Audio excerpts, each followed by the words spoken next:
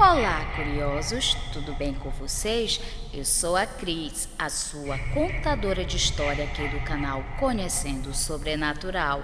Desde já peço para você deixar seu like, se for novo por aqui, se inscreva no canal. E se você deseja mandar alguma história para a gente, lembrando que pode ser tanto fictícia como verídica, mande para o nosso e-mail conhecendo-o-sobrenatural@gmail.com.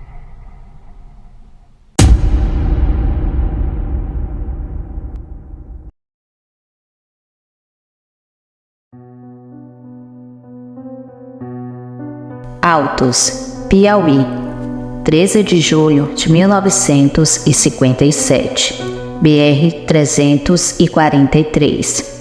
Trecho compreendido entre Teresina e Altos, cerca de 1,5 km desta última.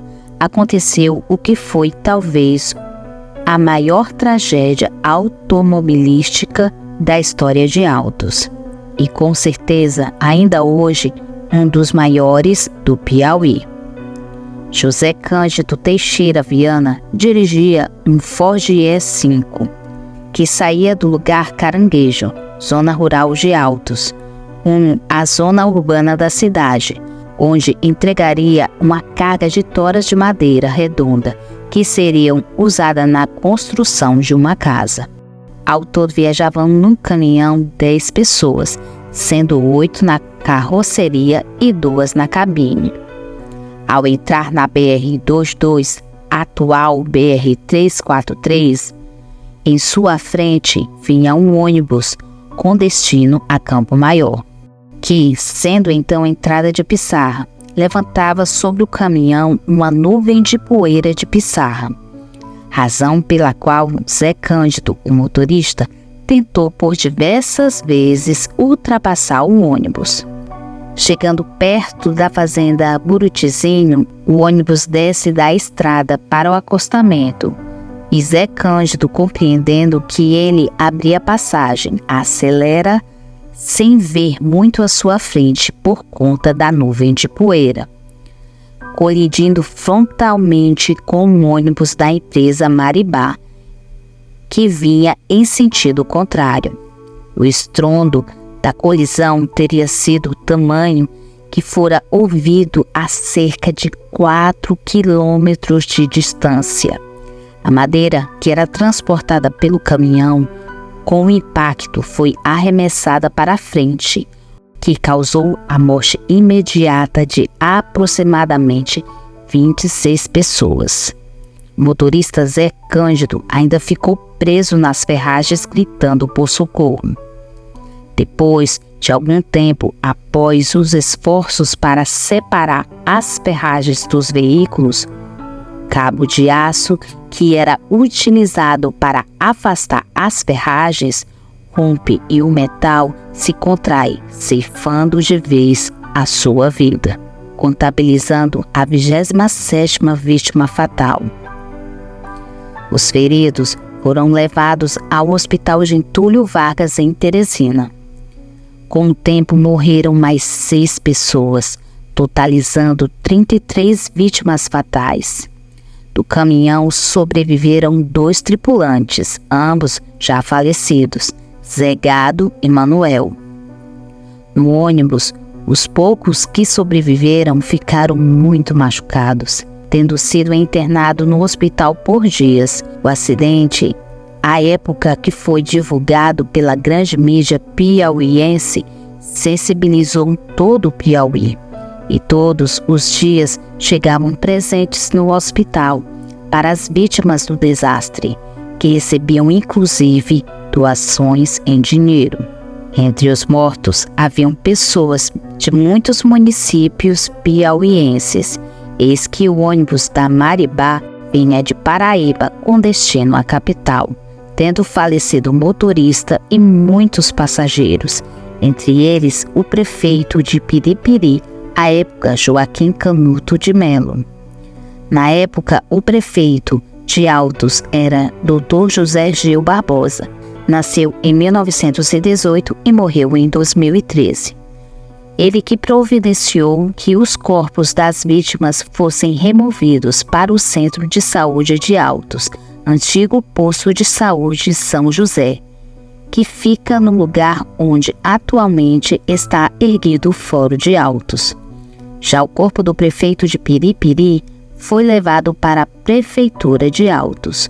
Os demais corpos foram levados por parentes para suas respectivas cidades, enquanto os mortos de Altos foram enterrados no cemitério local. A reportagem do jornal O Dia, publicado na época, dizia: a tremenda catástrofe do último sábado na rodovia Teresina-Fortaleza, quase à saída da cidade de Altos, com um balanço cruel de mais de 30 vidas sacrificadas e cerca de uma dezena de feridos, ecoou dolorosamente entre nós, sensibilizando a cidade inteira.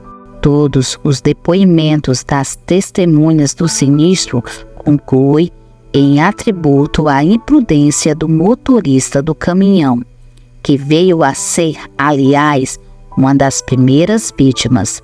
Tentava cortar um ônibus horário de Campo Maior e, se cegando pela poeira, foi atirar-se contra o veículo de Maribá, da linha Paraíba-Teresina, que viajava na mão própria em sentido contrário. O impacto brutal, que ressoou assustadoramente mais de 4 quilômetros de distância. O jornal O Dia, edição número 47, de 18/7/1957, reportagem de Petros Maurícios.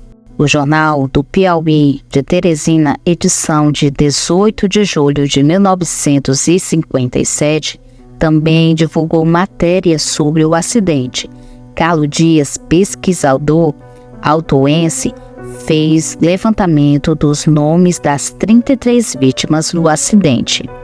Com certo esforço, conseguimos listar os nomes de vários falecidos, além do motorista autoense, José Cândido, proprietário do caminhão causador do acidente. Faleceu o motorista do ônibus, Joaquim Gomes do Rei, mais conhecido pela alcunha de Quicas Rei, natural de Barras, Piauí. A tragédia foi tão marcante que até hoje o lugar é conhecido pelo povo da cidade de Altos como Desastre. Almas milagrosas. Depois do acidente foi construído um memorial no lugar em memória das vítimas que encontraram sua morte no fatídico desastre. Ali foi erguido um monumento com o nome de algumas vítimas, bem como foram fixadas algumas cruzes. Em pouco tempo, o lugar logo foi convertido em santuário, de modo que o povo da região considera milagrosas as almas falecidas daquele dia. Afirma Carlos Dias que a prática de devoção se difunde numa rede de crenças propagandas pelos fiéis, que por meio da memória vem sendo transmitida desde a morte trágica daquelas pessoas até o momento presente. São inúmeros os fiéis que têm devoção pelas almas do desastre, a quem atribui a graça de muitos milagres alcançados, sendo muito comum acender velas no lugar, bem como depositar ex-votos em agradecimento. Essas práticas de devoção estão inseridas na religiosidade popular, que estão relacionadas com discursos atinentes aos milagres, que se difundem por meio da oralidade, bem por memórias herdadas e vividas. Essa devoção, propaga pelos fiéis, se insere no espaço cultural e social, modos de sentir da sociedade altoenses. Os devotos permitem que o santuário do desastre transforme-se em um lugar de memória que vai se configurando no imaginário da sociedade altoense. O lugar ainda hoje é visitado todos os dias por fiéis que consideram um lugar sagrado. Lendas e assombrações. Como em outros lugares onde ocorrem mortes de forma violenta e inesperada, o local do desastre é cercado por uma aura de misticismo e magia, de modo que por ali dizem que volta e meia espíritos se manifestam às pessoas que passam pela BR-343. Os relatos assombrosos são inúmeros e alguns já se disseminaram de tal forma na tradição oral da cidade de Altos que já são consideradas verdadeiras lendas. A lenda do mecânico fantasma. Conta ao povo que ali na região do desastre, sempre que o carro sofre uma pane mecânica, o mecânico surge de forma inesperada para auxiliar o motorista do carro. Após consertar o carro, contudo, o mecânico renega qualquer forma de pagamento. Diante da insistência das pessoas, pede aos desavisados motoristas que levem o pagamento até a casa da sua esposa, que mora mais à frente, e ao chegar lá, recebem a notícia de que o marido da dona da casa está morto, de modo que saem dali assustados, mas não antes de deixar o dinheiro nas mãos da viúva. A caronista do desastre. Volta e meia, as pessoas dão conta de uma mulher que fica à beira da estrada, nas proximidades do desastre, pedindo carona. Mas sempre que alguém lhe cede a carona, ela some mais um pouco à frente, deixando os motoristas assombrados. Um pedido de socorro. Conta-se em Altos que há poucos anos atrás, um casal trafegava pela rodovia sentido Teresina-Campo Maior. Quando chegando ao desastre, perceberam uma enorme quantidade de pessoas feridas em meio à pista, clamando por ajuda. Desesperados diante daquela cena terrível, foram até o hospital da cidade e pediram que a ambulância fosse ao lugar socorrer os feridos. Chegando lá, contudo, a ambulância não encontrou qualquer sinal de feridos. A menina fantasma. Como já disse, o lugar do desastre é hoje um santuário, de modo que muitas pessoas fazem promessas para as almas falecidas no acidente, que consideram milagrosas. Em uma dessas promessas, uma moça prometeu que, se arrumasse um emprego, acenderia 2 maços de vela no dia de finados, ali no santuário para as almas do desastre.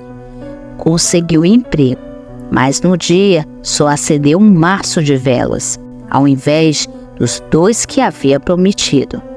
Na mesma noite, uma criança apareceu em seu quarto e, em seguida, todas as luzes da casa se apagaram, só acendendo de novo depois que o casal acendeu 1 maço de velas.